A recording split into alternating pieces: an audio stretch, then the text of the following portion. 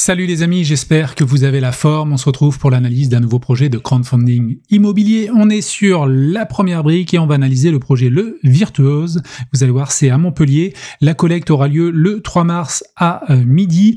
Grosse collecte, plus d'1 million d'euros, 1 324 000 euros. On est sur un ticket max par investisseur de 100 000 euros, donc c'est vraiment pas mal. Je pense pas que un investisseur mette 100 000 euros, quoique je ne sais pas, derrière, je n'ai pas accès à la base de données de la première brique, mais 100 000 euros, il faut y aller. Et on est sur un taux de 11,5 sur une durée contractuelle de 30 mois, donc projet assez long, donc attention à l'illiquidité là-dessus. Alors sur ce projet-là, vu qu'on est à plus d'1 million d'euros, vous voyez, on retrouve donc la possibilité d'ajouter un code cadeau. Pour ceux qui ne l'ont jamais fait, si vous mettez par exemple 1000 euros, vous rajoutez ici, le code LFL, et vous faites calculer, donc vous aurez 1% de cashback supplémentaire donc sur votre investissement, à savoir 10 euros. Donc ça, c'est valable pour les projets éligibles à partir du deuxième projet. Et si vous voulez découvrir la première brique, sachez que je mettrai un petit lien affilié en description qui vous permettra lui aussi d'obtenir 1% de cashback supplémentaire sur votre premier projet. Quelques avertissements avant d'analyser le projet. N'oubliez pas qu'il y a des risques en crowdfunding immobilier, que les performances passées ne préjugent pas des performances futures. Je donne dans cette vidéo uniquement mon avis à titre informatif, ce n'est pas un conseil en investissement. Et enfin, je peux partager des liens d'affiliation ayant certaines collaborations commerciales avec certaines plateformes. Allez, on attaque l'analyse. Donc, vous allez voir un beau projet, l'intérieur est sympa. L'opération Le Virtuose, donc à Montpellier, département de l'Hérault. Et dans le cadre de ce projet, notre porteur est d'ores et déjà propriétaire. Donc lui, il va apporter, ça va être son apport, il va apporter le foncier qu'il a acheté en 2021. Il s'agit d'un magnifique hôtel particulier du XVIIIe siècle composé de 21 pièces, donc c'est clairement énorme, 583 mètres carrés, avec une terrasse de 80 mètres carrés et un jardin de 480 mètres carrés. Notre financement intervient en vue de supporter donc les travaux de réhabilitation de la bâtisse afin de la transformer en une résidence pour artistes avec 4 appartements ainsi que de multiples ateliers et espaces de travail dédiés. On est sur une marge envisagée de 36%, donc c'est clairement élevé, on analysera ça dans le détail bien sûr. Notre porteur de projet, il a déjà de l'expérience, il a déjà réalisé pas mal d'opérations. En 2020, il s'est lancé en tant que marchand de biens et c'est la seconde fois pour lui qu'il fait appel au crowdfunding immobilier. On a une hypothèque de premier rang avec une couverture de 504% au premier décaissement. Donc ça, c'est important, les décaissements, parce que là, notre argent va pas servir à acheter le foncier, vu qu'il est déjà la propriété de notre porteur.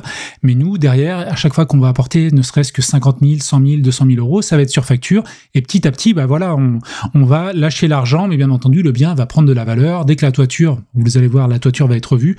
Dès que la toiture va être revue, automatiquement, le bien va prendre de la valeur à hauteur de cet apport-là. Ok, décaissement, allez, on avance, la synthèse, les hypothèses de remboursement envisagées, la synthèse on la verra à la fin. Alors il y a 3 possibilités vis-à-vis de la sortie, il faut bien le comprendre.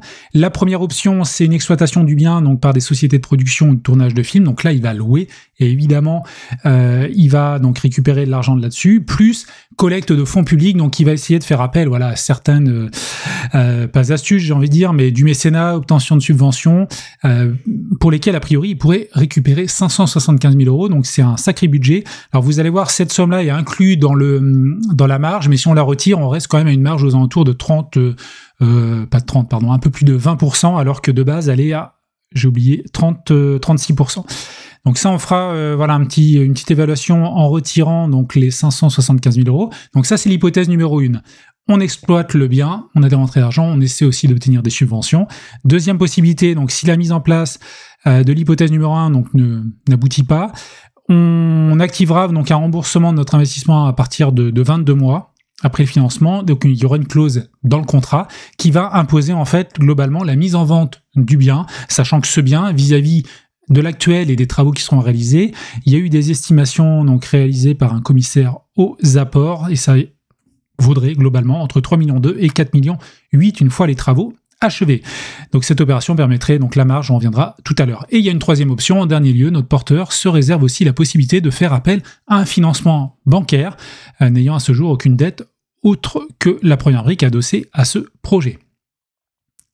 Ok, donc on va avancer. Donc on est 5 bis rue de la Merci à Montpellier. Si vous connaissez le lieu, n'hésitez pas, comme d'habitude, en commentaire à partager votre connaissance du marché local. Montpellier, bon, je reviens pas trop sur le positionnement, je pense que tout le monde connaît.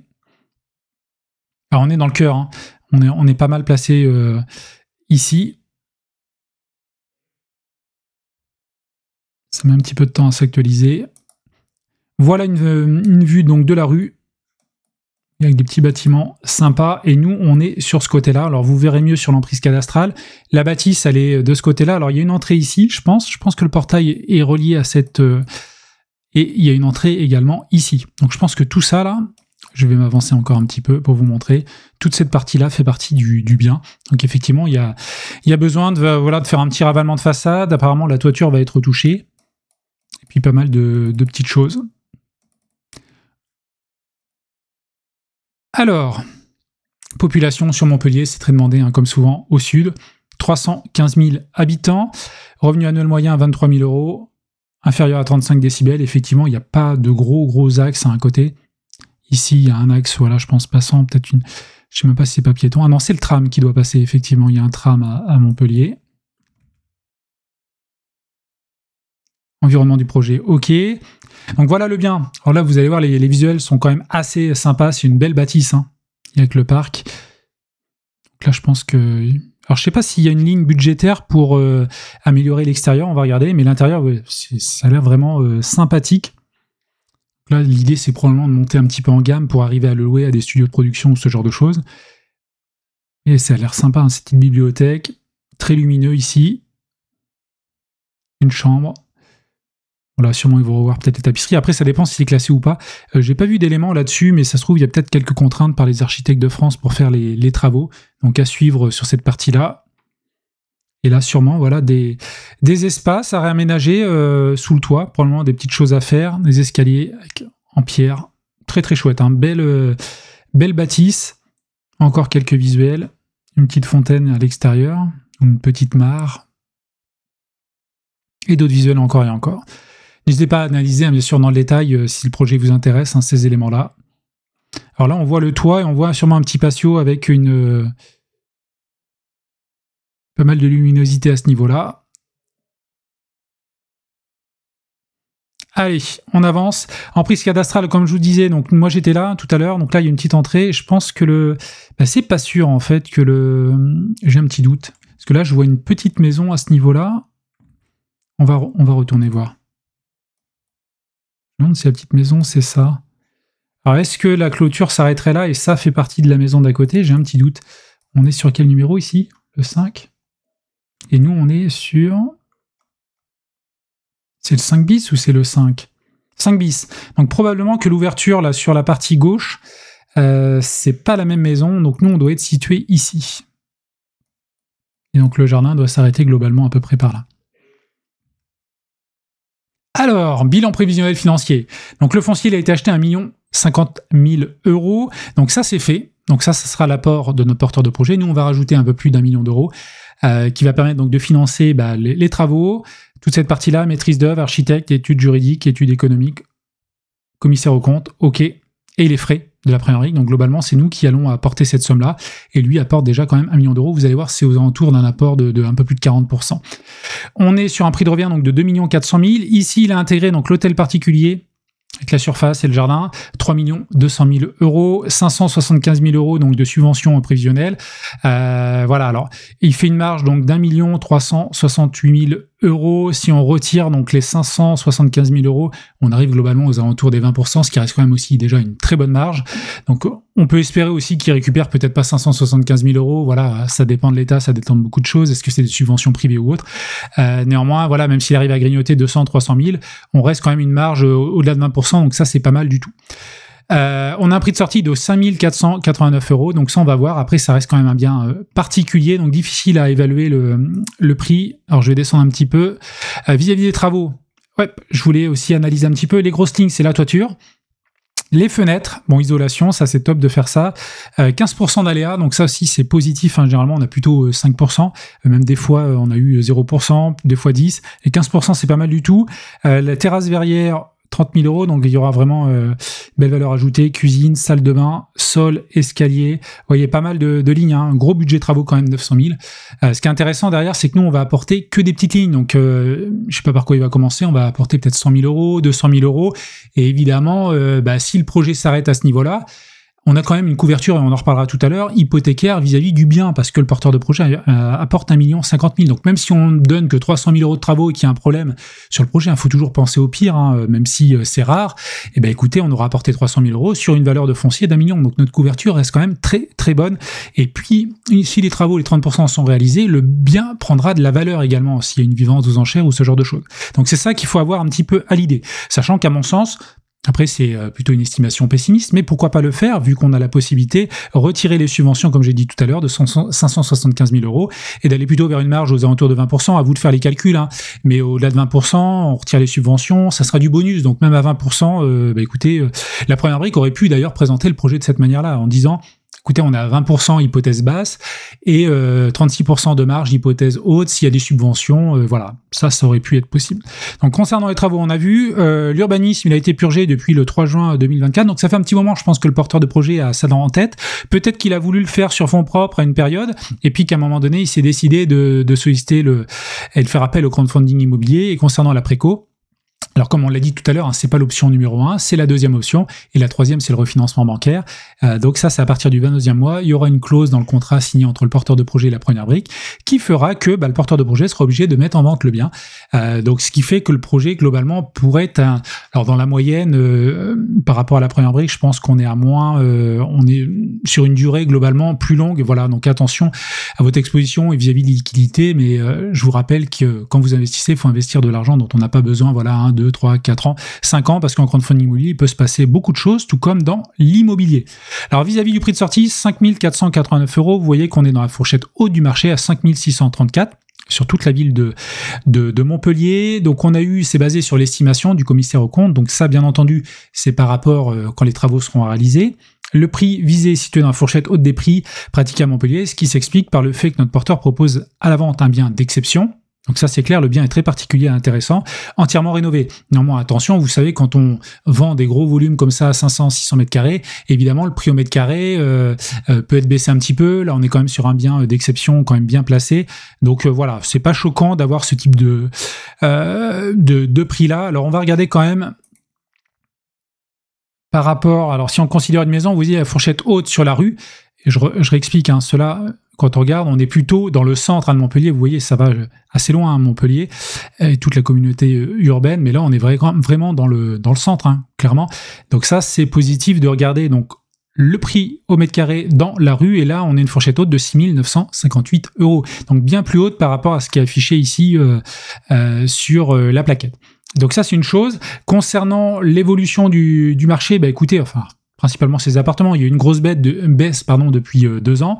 Néanmoins, depuis 1 an, ça reprend. Donc ça montre que voilà, la région, le département, la ville est attractive, et ça, c'est une bonne chose également pour le projet. Alors après, je ne sais pas, vu qu'il y aurait 4 lots potentiellement, est-ce qu'il y aurait une division complète? Est-ce qu'on pourrait revendre partie par partie? Est-ce que c'est une revente globale? Ça, je crois pas que ça ait été, je crois pas que ça soit évoqué dans le document. Alors notre porteur de projet, entrepreneur avec plusieurs projets immobiliers menés à terme, donc pas de souci là-dessus. Concernant le bilan de la société, il n'y a pas grand-chose à regarder. Alors là, il y a une petite information que je voulais quand même vous lire. Les états comptables laissent percevoir une perte sur l'année. Ceci s'explique car la société n'a pas eu d'activité durant ces 2 dernières années. Ok, donc pas grand-chose à dire là-dessus, si ce n'est voilà, une perte, mais il n'y a pas eu d'exploitation globalement. Donc il a déjà fait des projets. Intéressant, 2018, 2020, donc il a quand même de l'expérience, et ça c'est positif, parce que là il se lance quand même dans une belle enveloppe, 900 000 € de travaux, il faut que ça se fasse correctement. Donc on est ici sur donc une hypothèque, plutôt on est sur une hypothèque, voilà, je crois que c'était sur le premier étage. Alors je vais relire ça. On prend une hypothèque sur les lots présents au rez-de-chaussée et au premier étage. Ok. Lors du premier décaissement des fonds, on aura une couverture de 504%, je vous l'ai dit tout à l'heure, les travaux. Et en effet, donc les travaux envisagés sur la propriété contribueront par ailleurs à renforcer la valeur du bien, ce qui se traduira par une amélioration croissante de la couverture hypothécaire du financement octroyé. En effet, le rez-de-chaussée ainsi que le premier étage du bien ont été évalués par un commissaire aux apports à hauteur de 2 350 000 € en fourchette basse. Donc ça, c'est par rapport à aujourd'hui, une fois les travaux achevés. Alors ça m'étonne, une fois les travaux achevés... Ouais, ça c'est pour notre couverture. Derrière, par contre, si je reviens ici, ils souhaitent revendre bien plus, ils souhaitent revendre à 3 775 000 €. Donc là, on est sur une fourchette basse, à mon avis très basse, mais c'est à souligner. Mais quoi qu'il en soit, nous, en termes de couverture, on est OK sur un bien après rénové. Derrière, s'il y a baissé, c'est le porteur de projet qui devra rogner tout simplement sur sa marge. Donc là, il apporte 45%, même si c'est déjà apporté, c'est toujours 45%, et nous, on va avoir notre couverture là-dessus. Donc ça, c'est OK. Et on va finir sur la synthèse. Donc couverture hypothécaire de 504%, OK vis-à-vis des décaissements, pas de problème là-dessus, hein, j'espère vous l'avoir bien expliqué, mais effectivement si on lâche même 300 000 € d'entrée, le bien va prendre de la valeur, donc écoutez, le foncier voilà, aura un meilleur prix, et donc ça c'est pas mal pour nous en termes de couverture, d'autant que là on prête globalement un peu plus que le prix du foncier au départ. Néanmoins avec les décaissements successifs, on se sécurise. Projet soutenu par la ville ainsi que de nombreux organismes, ça c'est OK, donc là je pense qu'ils espèrent derrière avoir des subventions. Projet labellisé par la Fondation du patrimoine, donc je pense qu'il a bon espoir de récupérer de l'argent à gauche à droite, lieu valorisé par des films qui ont pu y être réalisés, marge importante, 36%. Moi je pense qu'il est préférable de retirer les subventions, d'aller sur une hypothèse basse. Apport conséquent du porteur, ça c'est clair, bel apport. Concernant les travaux, décaissement donc des fonds alloués aux travaux de façon progressive, sur présentation de factures et état d'avancement, suivi des transactions effectuées via la mise en place donc d'un système d'open banking et présence d'une maîtrise d'œuvre. Je ne sais pas ce que c'est open banking. Si vous avez l'information, n'hésitez pas à me le dire en commentaire. Absence de préco, c'est pas grave, hein, parce que dans un premier temps, l'hypothèse c'est plutôt d'avoir des rentrées d'argent et de pouvoir rembourser sur ses fonds propres ou via ses rentrées locatives notre emprunt. Et sinon, à partir de 22 mois, écoutez, on le poussera à mettre en vente le bien, sauf s'il retrouve un refinancement bancaire, pourquoi pas, peut-être plus sur le long terme, ça pourrait être adapté voilà, pour lui. Ok. Voilà, je crois que j'ai à peu près tout dit, hein. Si vous avez regardé cette vidéo jusqu'au bout, n'hésitez pas à me dire ce que vous en pensez en commentaire. Mettez-moi Montpellier pour ceux qui ont regardé la vidéo jusqu'au bout. Et si vous voulez également continuer la discussion avec moi, avec d'autres personnes de la communauté, n'hésitez pas à me rejoindre sur mon groupe Telegram. Et moi, je vous dis à une prochaine pour une nouvelle vidéo. Allez, ciao!